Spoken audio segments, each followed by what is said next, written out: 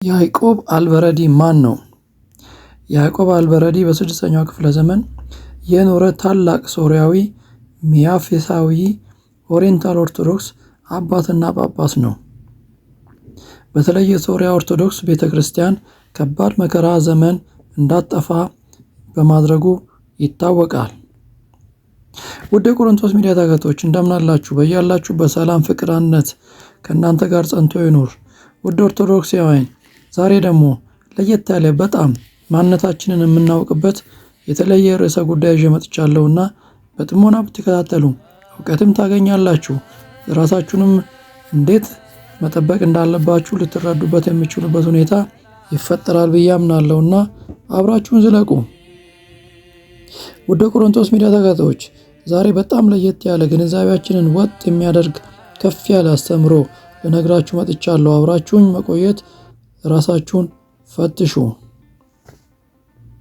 እኛ ኦርቶዶክሳውያን በየቦታው መከራ፣ መፈናቀል፣ ስደት፣ አካል ጉዳትና ሞት የሚደርስብን አንገታችን ላይ ባለው ማተብ የክርስቶስ ኢየሱስ ቤዛ የሆነበት እኛን ያዳነበት መስቀል ነው። ስለ ማተብና መስቀል ምን ያህል እናውቃለን? ለግንዛቤ እንዲረዳ በማስረጃ እንካችሁ። ማቴዎስ 8:34 ሕዝቡንም ከደቀ መዛሙርቱ ጋር ጠርቶ እንዲህ አላቸው፣ በኋላ ሊመጣ የሚወድ ቢኖር ራሱን ይካድ፣ መስቀሉንም ተሸክሞ ይከተለኝ።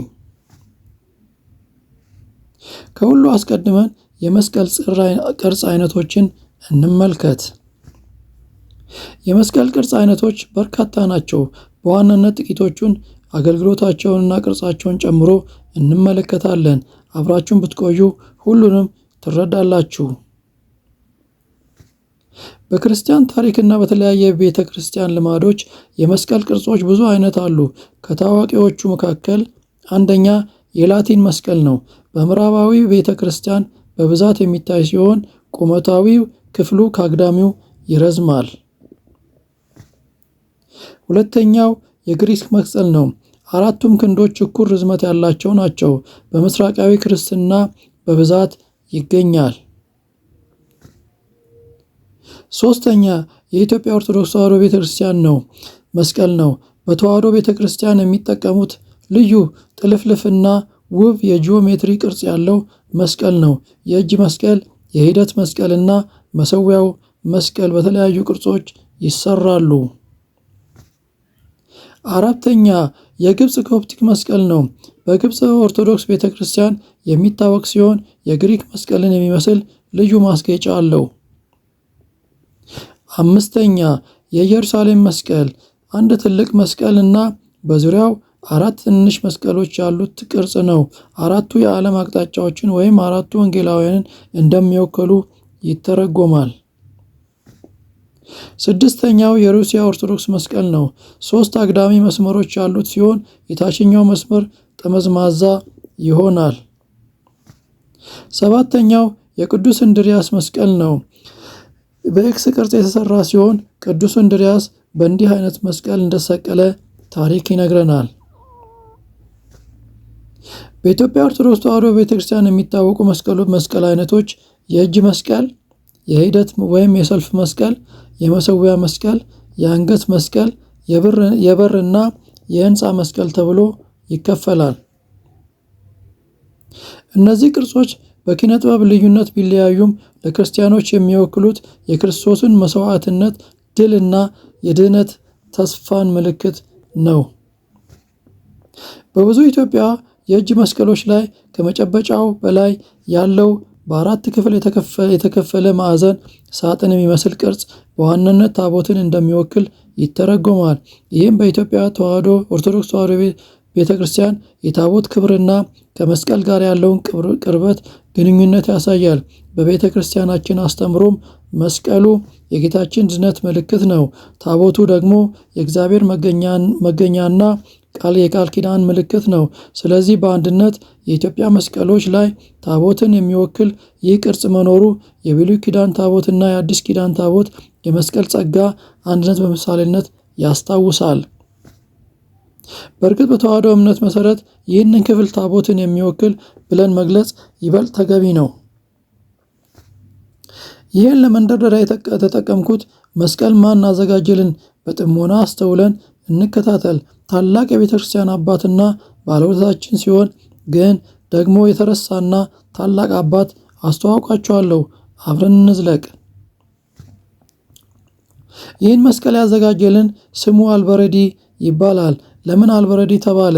አልበረዲ ወይም በራዶስ የሚለው ቃል እርሱ የሚለብሰው ቀላልና የተቀደደ ልብስ ያመጣው ነው። በህዝቡ መካከል በቀላል ልብስ እየተጓዘ ስለነበረ ያዕቆብ አልበረዲ ተባለ። የታሪኩ ዋና ነገር በዚያን ዘመን በክርስቲያኖች መካከል ከባድ የሃይማኖት ክርክር ነበረ። ሚያፊሳውያን ብዙ ጊዜ ይሰደዱና ይከሰሱ ነበር። ያዕቆብ አልበረዲ በዚህ ጊዜ ብዙ ጳጳሳትና ካህናትን ሾመ። የተበተኑ አማኞችን አጽናና። የሶሪያ ኦርቶዶክስ ስርዓት እንዳይጠፋ ጠበቀ። ስለዚህ አንዳንድ ጊዜ የሶሪያ ኦርቶዶክስ ቤተክርስቲያን ጃኮብ ቸርች ተብላ ትጠራ ነበረ። ይህም ከእርሱ ስም የመጣ ነው። ከኢትዮጵያ ኦርቶዶክስ ተዋሕዶ ቤተክርስቲያን ግንኙነት አላቸው። የኢትዮጵያ ኦርቶዶክስ ተዋሕዶ ቤተክርስቲያን እና የሶሪያ ኦርቶዶክስ ቤተክርስቲያን ሁለቱም በኦሪየንታል ኦርቶዶክስ ቤተክርስቲያን ቤተሰብ ውስጥ ስለሚገኙ ያዕቆብ አልበረዲ በክብር የሚታሰብ አባት ነው። ሚያፊሳውያን የሚለው ቃል ከግሪክ ቋንቋ የመጣ ነው። ሚያፊያስ ሚያ ማለት አንድ፣ ፊያሲስ ባህሪ ወይም ፍጥረት። ስለዚህ ሚያፋሲያውን ማለት በክርስቶስ አንድ የተዋሃደ ባህሪ አለው ብለው የሚያምኑ ክርስቲያኖች ማለት ነው። እነርሱም የሚያስተምሩት ጌታችን መድኃኒታችን ኢየሱስ ክርስቶስ ፍጹም አምላክ ፍጹም ሰው ነው። ነገር ግን ከተዋህዶ በኋላ ሁለት የተለያዩ ባህሪያት ብለው አይናገሩም። አንድ የተዋህዶ ባህሪ ይላሉ። ይህ ትምህርት በቅዱስ ቄርሎስ ዘእስክንድርያ አስተምሮ ላይ የተመሰረተ ነው። ታዋቂው ንግግሩን አንዲት የተዋሃደች የእግዚአብሔር ቃል ባህሪ ይላታል። ዛሬ ሚያፊሳዊ የተባለው የሚታወቁት ቤተክርስቲያናት አንደኛ የኢትዮጵያ ኦርቶዶክስ ተዋሕዶ ቤተክርስቲያን፣ ሁለተኛው የቅብጥ ኦርቶዶክስ ቤተክርስቲያን፣ ሶስተኛ የሶሪያ ኦርቶዶክስ ቤተክርስቲያን፣ አራተኛው አርሜኒያ አፖስቶሊክ ቤተክርስቲያን። እነዚህ ኦሪየንታል ኦርቶዶክስ ቤተክርስቲያን ተብለው ይጠራሉ። ያዕቆብ አልበረዲ በጣም የሚታወቅበት ዋናው ነገር በመከራና በስደት ዘመን ኦሪየንታል ኦርቶዶክስ ቤተክርስቲያናትን እንዳይጠፉ በማዳኑ ነው። በ6ኛው መቶ ክፍለ ዘመን በኋላ ሚያፊሳውያን ብዙ ግፍ ይደርስባቸው ነበር። ብዙ ጳጳሳትና ካህናት ተሰደዱ ወይም ተገደሉ። በዚህ ጊዜ ያዕቆብ አልበረዲ በሚስጥር ከቦታ ወደ ቦታ ይጓዝ ነበር። አዳዲስ ጳጳሳትና ካህናትን ይሾም ነበር። የተበተኑ አማኞችን ያጽናና ነበር። የሶሪያ ኦርቶዶክስ ስርዓት እንዳይጠፋ ጠብቆ እንዲቆይ ማድረግ ችሎ ነበር። ጃኮብ ራዶስ ጵጵስና የሾሟቸው ታዲዮስ ፈርስት ኦፍ አሌክሳንድሪያ ናቸው። ታሪኩ እንደሚያስረዳው በ6ኛው መቶ ክፍለ ዘመን በነበረው የክርስቶሎጂ ክርክር ጊዜ ብዙ ሚያፊሳውያን ነን ቻራክሲዶሪያ አባቶች ተበትነው ነበር። በዛን ጊዜ ንግሥት ቴዎዶሪያ ድጋፍ በማድረግ በቁስጥንጥንያ የነበሩት የአሌክሳንድሪያ ፓትርያርክ ቴዎዶስን ያዕቆብን በ543 ዓ.ም ገደማ ኤጲስቆጶስ አድርጎ ሾሟቸው። ከዚያ በኋላ ያዕቆብ አልበረዲ ብዙ ቀሳውስትና ጳጳሳት በመሾም የሶሪያ ኦርቶዶክስ ቤተክርስቲያን እንዳጠፋ ትልቅ ሚና ተጫውተዋል። እኛ አባት በተጨማሪ የሚታወቁት በጥቂት ዓመታት ውስጥ ብዙ መቶ ካህናትን ብዙ ጳጳሳትን ሾሞ ቤተክርስቲያን እንደገና ማቆም ነበር። ስለዚህ ብዙ ሰዎች የሶሪያ ኦርቶዶክስ ያዳነ ሰው ብለው ያስታውሱታል። አባታችን ያዕቆብ አልበረዲ በተዋህዶ ያመኑና የጠመቁትን ከሌሎች ለመለየት መስቀልን በአንገት ላይ እንደ ምልክት ማድረግ እንዲለመድ ማድረግ የቻለ አባት ነው። ከዛን ጊዜ ጀምሮ በቀደሙ የክርስትና ዘመናት ቀስ በቀስ የተለመደ ልምድ ሆኖ እስካሁን የዘለቀ ነው። በትክክል በዚህ ዓመት ተጀመረ የሚል አንድ ቀን አይታወቅም። ግን ታሪካዊ ማስረጃዎቹ ከሁለተኛውና ሶስተኛ መቶ ክፍለ ዘመን ጀምሮ ክርስቲያኖች የመስቀል ምልክት እጅግ እንደሚያከብሩ ያሳያል። አባታችን ያዕቆብ አልበረዲ የተወለዱበት ትክክለኛ ቀን አይታወቅም። ነገር ግን በአብዛኛው የታሪክ ምንጮች ከ500 እስከ 505 ዓ.ም ገደማ ታል ማውዛል በተባለች ዛሬ በቱርክ አካባቢ እንደተወለዱ ይጠቀሳል። በ578 ዓመት እንደሞቱም ተጽፏል። በመጀመሪያ ዘመን የመጀመሪያው ክርስቲያኖች ኢየሱስ ክርስቶስ መስቀል ስለተሰቀለ መስቀልን እንደ የድህነት ምልክት ይመለከቱት ነበር። ነገር ግን በመከራ ዘመን ስለነበረ በግልጽ ሁኔታ ሁልጊዜ አያሳዩትም ነበር። አባታችንም ይህንኑ ተግባር ውስጡን እንዲስፋፋና መስቀልን በአንገት ላይ ማድረግ እንዲለመድ ከኢአማንያን መለያ እንዲሆን አበክረው ሰርተዋል። ተሳክቶላቸውም ነበር። በአራተኛው መቶ ክፍለ ዘመን በኋላ ቅዱስ ቆስጠንጢኖስ ከነገሰ በኋላ ክርስትና በግልጽ መነሳሳት ሲጀምር መስቀል በክርስቲያኖች መካከል በግልጽ ሁኔታ መጠቀም የተደበቀው ወጥቶ በጣም ተስፋፍቶ ጥቅም ላይ መዋል ቻለ።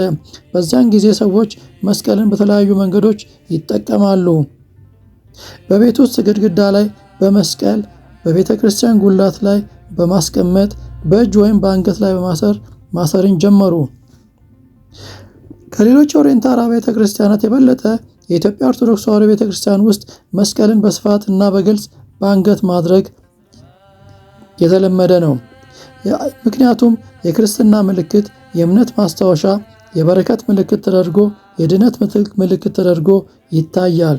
በተለይ ከጥምቀት በኋላ ልጆች መስቀል እንዲያደርጉ የተለመደ ሆኗል። ይሄም ዝም ብሎ ሳይሆን የመጽሐፍ ቅዱስ አስተምሮ የጌታችን መድኃኒታችን ትእዛዝም ጭምር ስለሆነ እኛ ኦርቶዶክሳውያን ክርስቲያኖች ማተብና መስቀልን ያለ ፍርሃት በኩራት አንገታችን ላይ አድርገን እንጓዛለን። መጽሐፍ ቅዱስም እንዲህ ይለናል። ምሳሌ 6:20 ላይ ልጄ ሆይ የአባትን ትእዛዝ ጠብቅ፣ የእናትህንም ሕግ አትተው።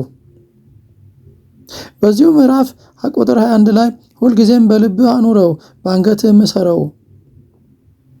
በዚሁ ምዕራፍ ቁጥር 22 ላይ ስትሄድ ይመራሃል፣ ስተኛም ይጠብቅሃል፣ ስትነሳ ያነጋግርሃል ይለናል። ውድ ቤተሰቦች ብዙ ግንዛቤ እንዳገኛችሁበት ተስፋ አደርጋለሁ። እግዚአብሔር አምላክ ወዶና ፈቅዶ ለዚህ ክብር ስላበቃን አንገታችን ላይ ማተም በማድረግ ከፈለጋችሁ አንገታችንን ቁረጡ ብለን እየመሰከርን መሆኑን ክርስቶስ ኢየሱስ ክርስቶስ ቤዛ የሆነልን ለዚህ ክብር እንድንበቃ መሆኑን እንድንገልጽ እንድንመሰክር ስላደረገን ክብር ምስጋና ለሱ ይገባዋል።